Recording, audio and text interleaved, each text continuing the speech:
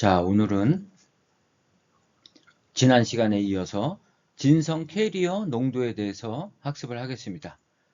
학습하기 전에 먼저 지난 시간에 아주 중요한 거 우리가 배웠습니다. 다시 한번 잠깐 리뷰를 해보겠습니다. 열평형 상태의 전자 농도 구하는 식 구했죠? 이거 수학적으로 다 유도했습니다. 이때 가정을 했던 건 뭐였죠? 맥스웰 불지만 근사를 따른다 그랬죠? 그래서 E-EF가 3KT 이상 차이가 난다. 그러한 가정을 하고 이렇게 유도를 했습니다. 그리고 이 열평형 상태의 전자 농도는 전도대의 유효 상태 밀도 곱하기 EC-EF의 음의 지수함수에 비례한다. 그래서 EC-EF가 작아지면 어떻게 된다 그랬습니까? 전자 농도가 증가한다 그랬죠. 그리고 전도대의 유효 상태 밀도라는 것은 온도의 함수입니다. 온도의 2분의 3승에 비례하죠. 그래서 온도가 딱 특정이 되면 유효 상태 밀도는 딱 정해집니다. 즉 상수값을 갖습니다. 자, 양공도 마찬가지로 생각할 수 있겠죠. 그래서 지난 시간에 이런 그림을 그려놓고 한참 설명했습니다. 아주 중요한 여기 의미가 담겨져 있다 그랬죠. 그래서 어떻게 설명을 했습니까? 자, 페르미준위가 이렇게 서로 다른 세 가지 경우가 있다고 가정을 했었죠. 어느 경우에 전자 농도가 제일 높다 그랬나요? 1번이 되겠죠. 요게 문턱이라 그랬죠. 그래서 전자가 이렇게 펑 하고 올라간다. 여기는 올라가는데 많은 에너지가 필요하다. 그래서 페르미준위가 진성 페르미준위부터 전도대 쪽으로 이렇게 멀어질수록 전자 농도는 증가한다. 이것을 잘 이해를 해야 됩니다. 그리고 전도대의 유효 상태 밀도는 2.8 곱하기 10의 19승이라 그랬죠. 우리 전도대의 상태 밀도 함수 구했었죠. 굉장히 많이 있었죠, 여기. 그런데 이렇게 생각보다 많지 않죠. 2.8 곱하기 10의 19승이죠.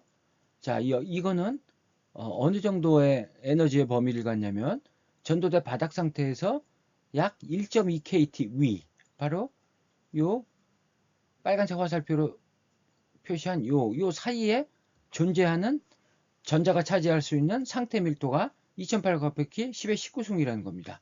왜 이 위쪽은 넣지 않았을까요? 넣지 않고 요게 유효한 상태 밀도라 그랬죠. 그래서 전도대의 유효 상태 밀도라고 한 이유는, 자, 페르미준위가 요 빨간색 화살표로 표시한 요 범위 내에서 움직인다 그랬죠. 움직이는 경우 전자가 어디에 제일 많이 분포한다? 컨덕션 밴드에서 1.2KT 요 사이에 대부분 다 존재합니다. 그래서 실질적인 상태 밀도 함수는 이렇게 쓸 수가 있다는 겁니다. 유효 상태 밀도. 이 위에도 전자가 차지할 수 있는 에너지 상태는 많이 있는데 페르미준위가 이 범위에서 움직이는 한 전자들은 대략 여기에 다 분포한다. 그래서 유효 상태 밀도라는 요 표현을 쓴 거고요. 그리고 페르미준위가 이 범위 내에서 움직이는 거를 우리 축퇴 반도체라 그랬죠. 비축퇴 반도체라 그랬죠. 축퇴 반도체는 이제 뒤에서 배울 겁니다. 축퇴 반도체는 페르미준위가 3KT보다도 더 차이가 적은, 즉 이 위에 존재하는 경우입니다. 심지어는 전도대 안에도 존재할 수가 있습니다. 그런 경우 전자들은 더 위쪽 에너지 상태를 점유하겠죠. 전자 농도가 많이 증가할 겁니다.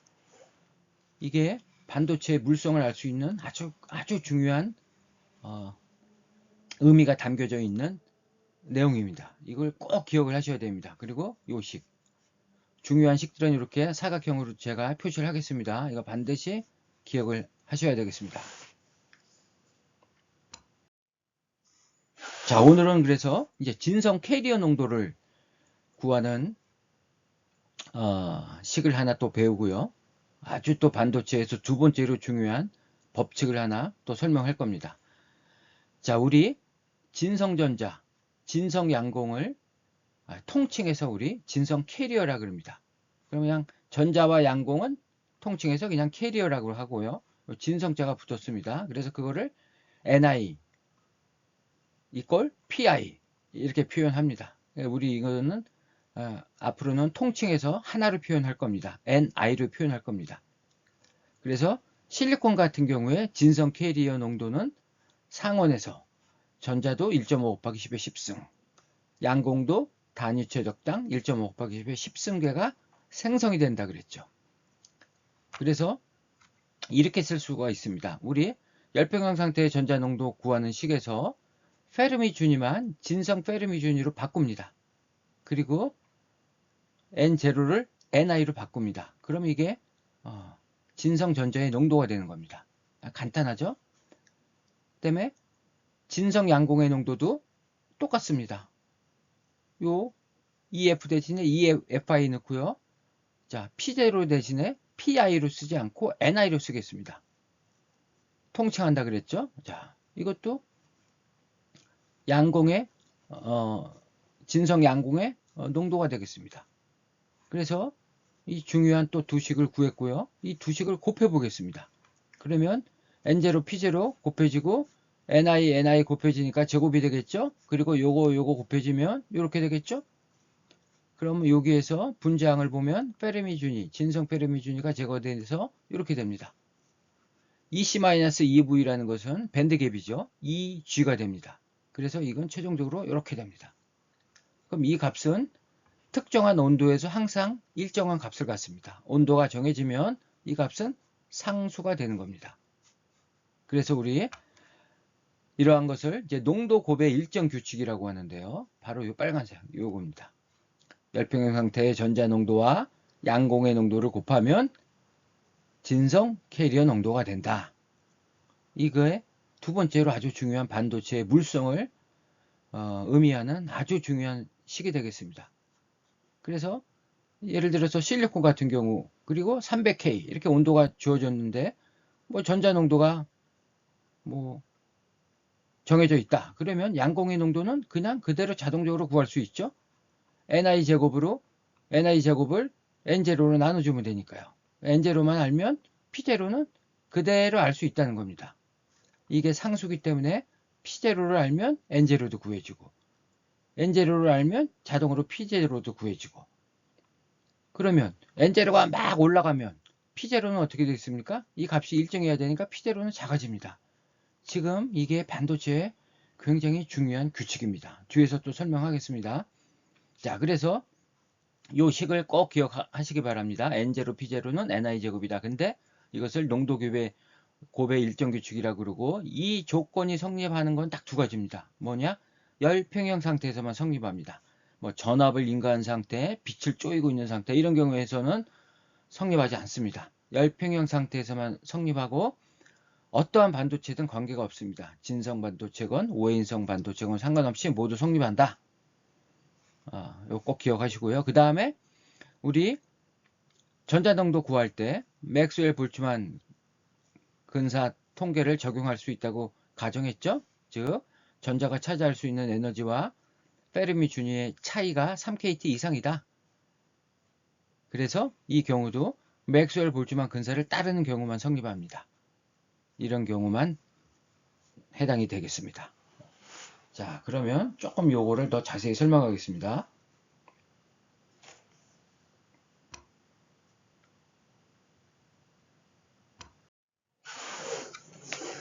자, 농도곱의 일정 규칙 이런 겁니다. 자, 이런 용기가 있다고 한번 가정을 해보세요. 이런 용기에 자, 까만 구슬과 하얀 구슬이 있습니다. 자, 이걸 전자라 그러고 이걸 양공이라 생각하셔도 좋습니다. 자, 이 용기에 이 최적은 정해져 있습니다. 그게 진성 캐리어 농도로 생각하시면 됩니다. 2.25 곱하기 10의 20승 정해져 있는 겁니다. 이렇게. 자, 여기 전자를 더 많이 넣고 싶어요. 여기에. 어떻게 해야 되겠습니까? 더 이상 전자가 들어갈 수가 없죠. 용기가 가득 찼으니까. 자, 전자를 여기다 더 수를 늘리고 싶으면 어떻게 해야 되겠습니까? 자, 이 하얀 구슬, 양공을 빼내고 이 자리에 전자를 집어넣으면 될 겁니다. 그렇죠? 그래서 전자를 더 많이 넣고 싶다 그러면 이 세 줄까지 양공을 빼내고 전자를 채우면 자, 전자가 많은 반도체가 됐습니다. 그렇죠? 양공에 비해서 전자가 월등히 많습니다. 자, 이게 바로 아까 말한 N0, P0는 Ni 제곱 그거의 의미가 되겠습니다. 즉, 이 용기는 정해져 있고 전자 농도를 증가시키기 위해서는 양공을 줄여야 된다는 겁니다. 그냥 여기에 무한정 전자가 계속 들어간다는 게 아니라는 거죠. 왜? 이 제곱은 항상 일정한 값으로 정해져 있다는 겁니다. 언제? 특정 온도에서. 그래서 실리콘의 전자 농도가 10의 16승이다. 그럼 피제로는 얼마입니까? 하면 300K에서의 이야기입니다. 피제로는 이렇게 되죠? 요거죠? 여기죠? 짠짠짠 하면 이렇게 됩니다. 그래서 이 곱이 항상 이걸로 일정하다는 겁니다. 그래서 그냥 우리는 계산하지 않아도 대략 양공은 10의 4승 정도 있겠구나 라는 것을 금방 알 수 있습니다. 농도 곱의 일정 규칙은 이런 겁니다. 그래서 NI 제곱을 보면 우리 수식에서 보면 NC MV에 비례하죠. 그죠? 이거는 KT의 3승이 됩니다. 그죠? 2분의 3 곱하기 2분의 3이니까 3승이 됩니다. 그래서 진성 캐리어 농도 제곱은 KT 3승에 비례한다는 이러한 관계식도 우리가 알아낼 수가 있는 것입니다.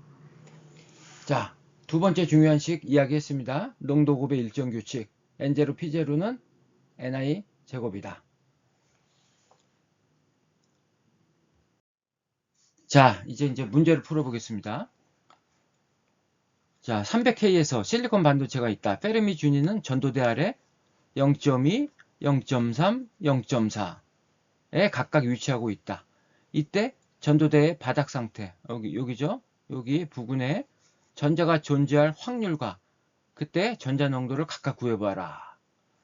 이거 쉽죠? 그냥 바로 이해가 되죠? 0.2 일렉트론 볼트의 페르미 준위가 있으면 이 경우가 전자 농도가 가장 높겠구나.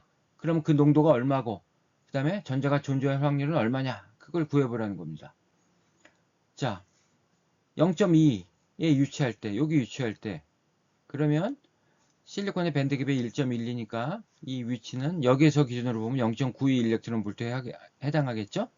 자, 구합니다. EC-EF는 0.2 KT는 0.02오고 해서 전자가 존재할 확률은 10의 4승 엄청 낮죠. 그렇죠? 퍼센테이지로 환산하면 4.43 곱하기 10의 2승 퍼센테이지가 되겠네요. 그래서 0.3일 때는 어떻게 됩니까? 더 낮아지겠죠? 전자가 존재할 확률이 점점 낮아집니다. 왜? 페르미 준위로부터 페르미 준위가 점점 멀어져 가죠? 페르미 준위 아래에는 다 전자로 꽉 찼다 그랬죠? 여기서부터 점점 멀어져 가니까 여기 전자가 존재하려면 많은 에너지를 받아서 올라가야 된다 그랬죠?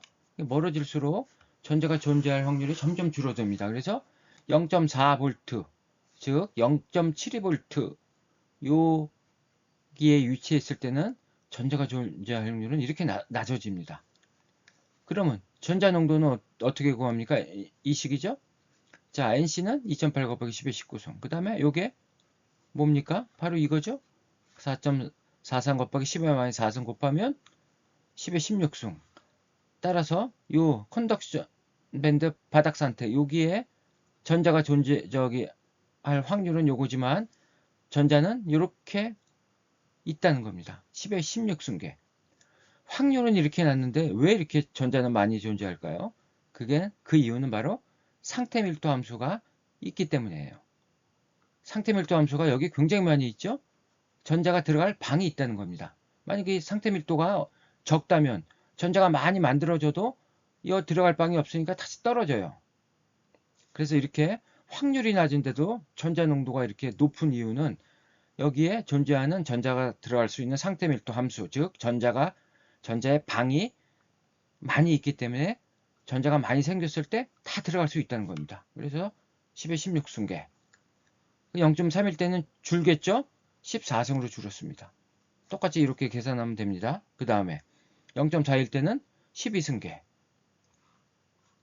확실히 우리 앞에서 배운 개념들 여기에 다 압축되어 있죠. 아주 중요한 문제죠. 이 문제만 제대로 이해해도 반도체 물성 다 알 수 있습니다. N0, P0는 NI 제곱. 그 곱은 항상 일정하다. 그래서 전자를 늘리면 양공이 줄어들어요. 무한정 전자를 넣을 수가 없는 겁니다. 자, 다음 문제 보겠습니다. 자, 그러면 진성 캐리어 농도는 온도에 의존하죠. 그죠? 당연하겠죠? 그러면 실리콘 반도체의 진성 캐리어 농도를 각각 250K, 400K일 때 구해보아라. 자, 실리콘 반도체는 300K에서 몇 개가 있다 그랬죠? 단위 최적당 1.5 곱하기 10의 10승계. 그럼 온도가 50K가 떨어지면 그게 줄어드냐, 늘어나느냐, 얼마가 되느냐, 그걸 물어본 겁니다. 400K가 되면 또 얼마가 될 거고, 온도가 줄면 줄어들 거고, 온도가 늘면 늘어나겠죠? 왜? 온도에 비례하는 함수라 그랬으니까. 그래서 자, 우리 이 식을 보겠습니다. 이 식을. 여기서 이제 구하는 건데요. 그 전에 여러분들 우리 볼츠만 상수의 개념을 좀 알아야 돼요.